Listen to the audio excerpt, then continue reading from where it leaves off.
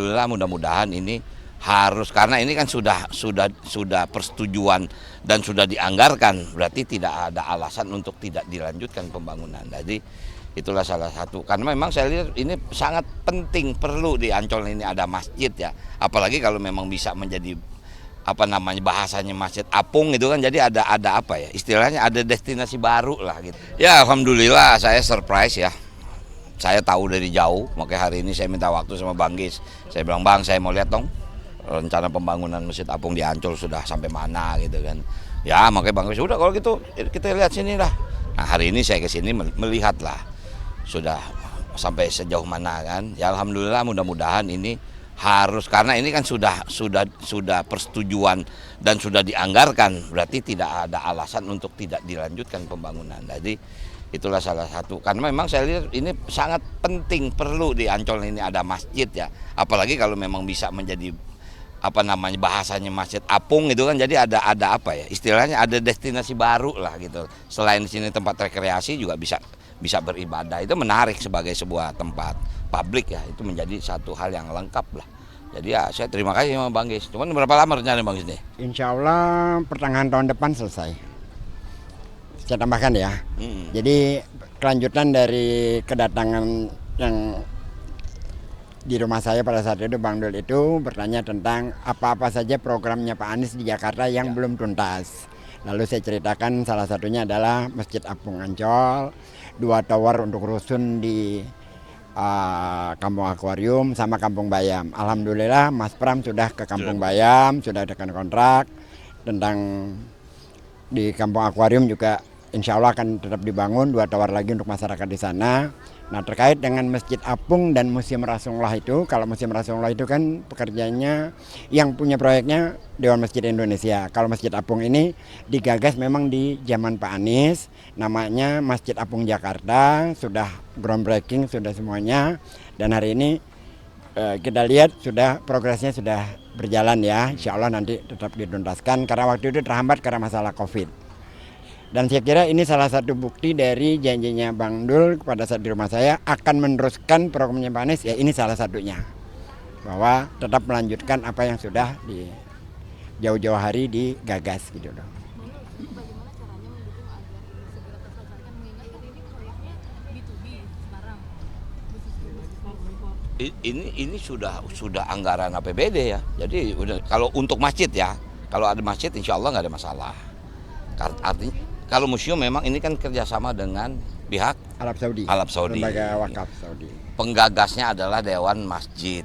Ya kebetulan kan Pak Yusuf Kalla. Memang Pemda menyediakan lahan ya. Pemda DKI menyediakan lahan, tapi pembangunannya adalah dari Saudi. Nanti kita akan tanya sama Pak Yusuf bagaimana kira-kira mau dilanjutin. Sayang juga kalau tidak dilanjutkan gitu loh. Baru sebelum Masjid Apung kan disapa beberapa pedagang di sini, terus bertepatan juga nih materi debatnya juga tentang ekonomi kreatif, ini lihatnya gimana nih Bang? Ya ini salah satu, kita kalau melihat ekonomi kreatif pasti imajinasi kita adalah tinggi, high. Ekonomi kreatif juga ada di tengah masyarakat yang kita anggap bawah ya.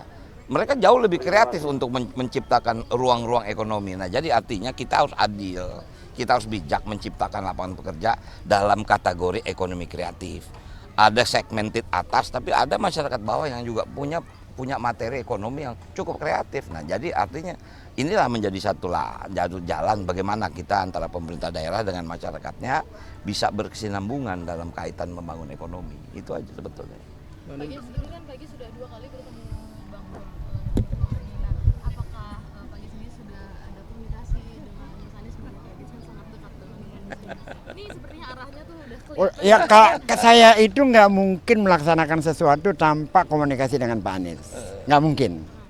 Dan Bang Dul ini kan menyatakan bahwa akan melanjutkan program Pak Anies. Saya menitipkan harapan dan hari ini adalah salah satu langkah awal kita untuk program-program Pak Anies yang kemarin untuk dilanjutkan. Apa ada pesan dari Pak Anies kepada Bang Dul? Kalau itu Bang Dul sama Pak Anies komunikasinya lebih lancar daripada saya. Mereka udah 2 jam bareng. Ya artinya ya saya sempat pribadi ya ngobrol sama Bang Anies. Walaupun memang 2 jam, cuman memang tidak fokus pada pembangunan developing Jakarta. Tapi waktu itu kan memang ada momen di saat kita akan artinya akan disandingkan lah. Tapi kenyataannya kita tidak bisa bersanding. Tapi saya sangat paham Bang Anies ini masih punya vision yang luar biasa untuk Jakarta. Makanya kemarin saya ngomong lah sama Bang Gis, Bang, insya Allah lah kalau kita ini pasti kita lanjutin.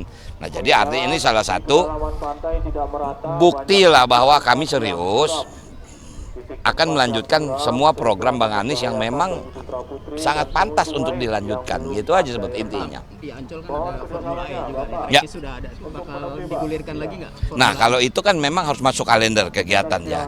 Tentu kalau Pemprov itu kan menyediakan fasilitas. Tapi tentang kalender itu nggak lepas daripada internasional. Apakah itu ada untuk karena yang namanya Mandalika juga mungkin saja satu saat tidak terjadi internasional. Nah itulah bagaimana menjalin hubungan dengan dunia internasional. Apalagi kalau Jakarta menjadi kota global, harusnya kalender itu menjadi paten. Cuman konsekuensinya kan anggaran besar. Apakah sanggup Jakarta? Sanggup, sebetulnya bisa. Tinggal kita menjadwalkannya saja. Itu aja. Ya. Lama paslon lain ini Pak Sosono berkelakar bahwa ada janda kaya menjadi Aduh, kalau saya yakin mungkin beliau bercanda, enggak. Ya kan kita lah tahu kan Pak Siswono bagaimana. Mungkin bercanda, tidak forum yang serius seperti itu. Ya walaupun jujur saya juga membaca agak terkejut juga, tapi ini pasti bercanda, nggak mungkin lah. Beliau kan kita tahu ya mungkin artinya tahu tentang sejarah bagaimana kan. Jadi saya sih menganggapnya mungkin ya candaan aja mungkin. Itu aja yang bisa saya pahami gitu. Baru terus sejauh ini untuk persiapan debat gimana Bang Dul? Bakal pakai kostum apa? Khas Betawi biasanya atau akan ada kejutan? Aduh, kalau kejutan ya ntar dong lihat dong. Enggak, artinya kita kita tidak berusaha untuk menciptakan sebuah kejutan. Karena kan temanya udah dikasih tahu. Cuman mungkin ini kan problem kita masalah durasi. Ya sulit memang makanya kita bilang, Bang, Abang lebih bagus nggak pakai baca. Lebih bagus misalnya improvisasi. Itu improvisasi bisa panjang nih. Soalnya berdurasi bayangin pembuka 4 menit, penutup 2 menit. Aduh, itu kan mesti diatur kan. Nah, jadi ya itu menjadi itulah menjadi strateginya. Kapan saya baca, kapan tidak baca. Mungkin itu saja. Oke? Baru nanti bertemu sama Mas Pram berangkat bareng Ya. Nanti jam 6 kita ketemu di Merkur. Merkur sini.